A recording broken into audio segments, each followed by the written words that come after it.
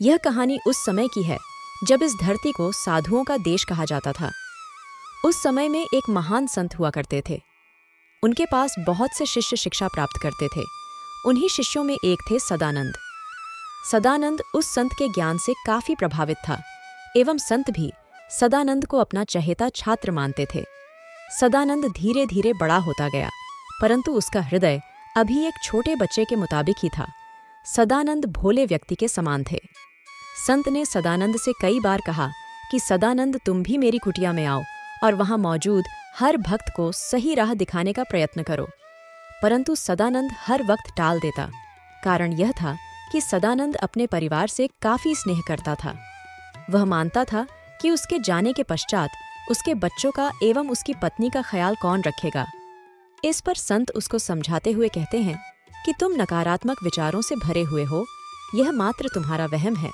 तुम्हारे जाने के बाद भी तुम्हारा परिवार सकुशल रहेगा।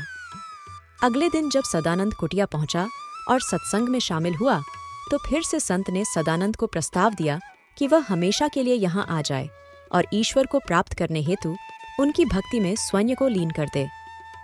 सदानंद अब साधु की इच्छा पूर्ण करने के लिए मान गए। अब उन्हें इस बात की चिंता सता रही थी कि वे अपने परिवार को कैसे बताएंगे कि अब वह सन्यासी जीवन व्यतीत करने की इच्छा रखते हैं। इस पर साधु ने उनको एक युक्ति सुझाई, जिसके तहत साधु ने सदानंद को सांस रोकने की कला में निपुण किया। सदानंद हर दिन प्रातः उठकर अपने समस्त परिवार के सदस्यों के साथ नदी में स्नान करने जाता था। ऐसे ही एक दिन जब वह अपने परिवार के साथ स्नान करने गया, तो सदानंद ने अपनी सांस रोकने वाली कला से जल में सांस रोक ली, जिससे उसके परिवार वालों को लगा कि सदानंद नदी में विलीन हो गए। सदानंद के परिवार वालों ने उसे कई घंटों तक खोजने का प्रयास किया। उसके घर वालों को अभी भी लग रहा था कि ऐसा नहीं हो सकता। जब पूरा परिवार थककर घर की ओर अपना उदास सा मुख लेकर पहुंच रहे होते हैं, तब रास्ते में साधु के कई शिष्यों से परिवार की भेंट होती है। परिवार वालों से उन शिष्यों को यह मालूम होता है कि सदानंद इस पृथ्वी को छोड़ चुका है। तो सभी ने मिलकर यह निर्णय किया कि सदानंद के परिवार वालों का खर्चा वह उठाएंगे। दूसरी ओर सदानंद नदी से बाहर आकर अब साधु के आश्रम पहुंच जाता है। अब उसका जीवन ईश्वर के भक्ति को समर्पित कर देता है।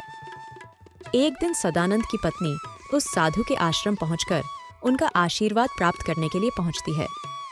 पत्नी के आने का समाचार जैसे ही सदानंद को मिलता है, वह कुटिया में ही कहीं छिप जाता है, ताकि वह अपनी पत्नी की बातें भी सुन सके एवं अपनी पत्नी को नजर भी न आए। जब पत्नी उन साधु के पास पहुंची, तो साधु बोले, पुत्री, हमें यह जानकर बेहद दुख हुआ कि सदानंद अब नहीं रहा। अपने प्रिय शिष्य की मृत्यु की खबर सुनी तो हमें बहुत ही दुख हुआ। तुम्हारी हालत अब कैसी है? सदानंद की पत्नी बोली, प्रणाम गुरुजी, उनकी पूर्ति कोई मनुष्य नहीं कर सकता है, परंतु मेरा जीवन अब अच्छी स्थिति पर आ गया है। यह स्थिति पहले से भी बेहतर है। यह वाक्य जैसे ही साधु ने सुने, वह मुस्कुरा पड़े, जैसे उन्हें इस बारे में पहले से ही मालूम हो। सदानंद की पत्नी अब साधु के आगे अपने शीश झुकाते हुए आशीर्वाद प्राप्त करती है और वहां से चली जाती है। अपने पत्नी को जाते देखने के बाद सदानंद साधु के सामने आता है। साधु बोले, अब तो तुम्हें यकीन हो गया ना कि वह तुम्हारे बिना खुश है? सदानंद बोला, नहीं, मुझे अभी भी यकीन नहीं, उन्हें मेरी जरूरत अभी भी है। साधु बोले, अगर तुम्हें उनकी खुशी का सबूत चाहिए तो तुम स्वयं जाकर पड़ताल कर लो, ताकि तुम्हें शांति मिले। साधु से आज्ञा लेकर सदानंद अपने बच्चों एवं अपनी पत्नी पे नजर रखने लगा। सदानंद हर दिन उन पर नजर रखने लगा। उसने देखा कि उसका परिवार हर दिन की तरह सुबह जल्दी उठकर नहाने नदी पहुंच जाते, खुशी खुशी नहाकर नदी से वापस आ जाते। बच्चे गुरुकुल में शिक्षा ग्रहण करने जाते। पत्नी भी अब आत्मनिर्भर हो चुकी थी। वह अपने घर में से कुछ पैसों से कभी फल तो कभी सब्जियां खरीदती और उसे अपने कस्बे में बेच आती।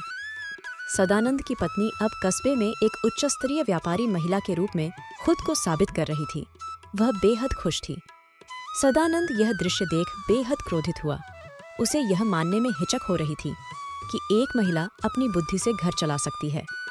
सदानंद को अपनी बीवी की खुशी हजम नहीं हो रही थी। सदानंद उसी क्षण अपने गुरु के पास गया और उससे अपनी मुश्किलों का हल निकालने के लिए कहा।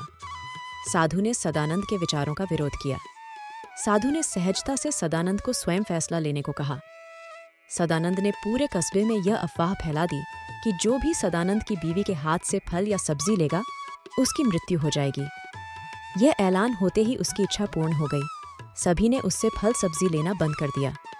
2-3 दिन किसी ने भी उससे फल सब्जी नहीं ली। सदानंद फिर से नजर रखने के लिए अपने घर पहुंचा तो हैरान था। वहां अभी भी सब प्रसन्न थे। बच्चे खेलने कूदने में व्यस्त रहते और उसकी पत्नी भी कुछ न बिकने के बावजूद वह खुश थी। सदानंद ने फैसला किया कि अब वह घर लौट जाएगा।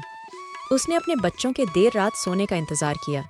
जैसे ही बच्चे सोते हैं, सदानंद घर के दरवाजे को खटखट करता है। सदानंद की बीवी यह ध्वनि सुनकर घबरा जाती है। वह धीमी आवाज में पूछती है, कौन है?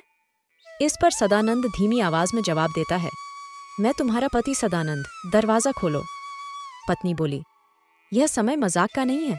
मेरे पति को मरे हुए 2 महीने से ऊपर हो गए हैं। सदानंद बोला, मैं मरा नहीं था।